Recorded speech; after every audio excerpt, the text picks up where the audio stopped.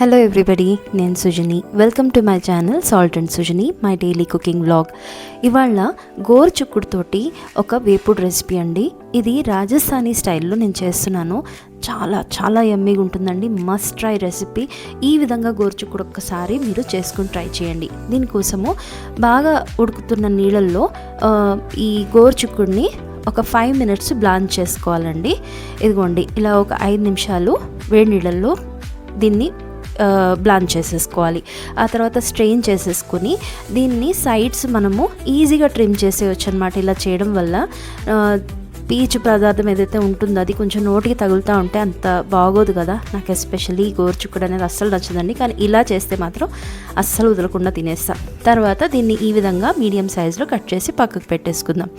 ఆ తర్వాత ఒక రోట్లో, మీరు గ్రైండర్లో అయినా చేసుకోవచ్చు, కానీ రోట్లో చేసుకుంటే చాలా బాగుంటుందండి. ఓపిక ఉంటే రోట్లో చేసుకోండి.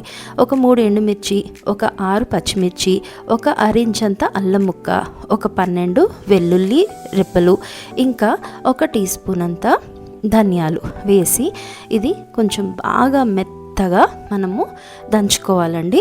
అవసరం పడితే ఒక 1-2 టీ స్పూన్స్ అంతా వాటర్ కూడా వేసుకొని మెత్తగా దాన్ని నూరాలండి.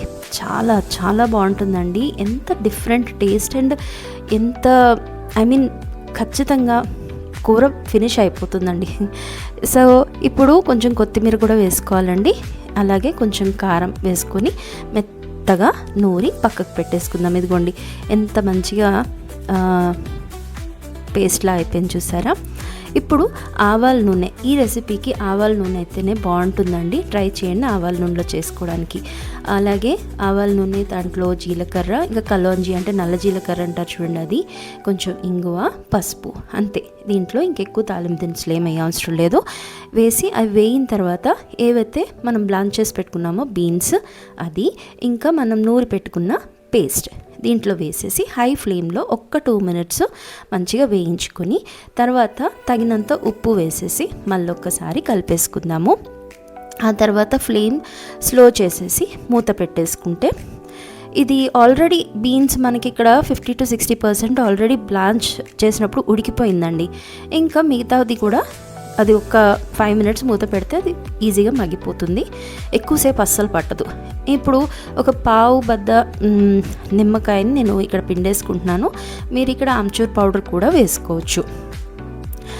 సో ఇదిగోండి, ఇది కూర అయితే ఆల్మోస్ట్ అయిపోయింది. ఇంకా స్టవ్ బంద్ చేసి మధ్యలో కొంచెం క్యావిటీ చేసి వీళ్ళు రాజస్థానీస్ ధుంగార్ మెథడ్ అంటారు దీన్ని. అంటే అదే స్మోకీ ఫ్లేవర్ ఇవ్వడం, ఇండ్యూస్ చేయడం డిష్లోకి.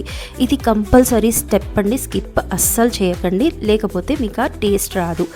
ఈ స్మోకీ ఫ్లేవర్ అనేది కంపల్సరీ ఇండ్యూస్ చేయాలి. ఒక బొగ్గు ముక్కని మధ్యలో పెట్టి దాని మీద మళ్ళీ ఆవాల నూనె వేసింది మూత పెట్టేస్తే మీకు ఆ స్మోకీ ఫ్లేవర్ వచ్చేస్తుంది.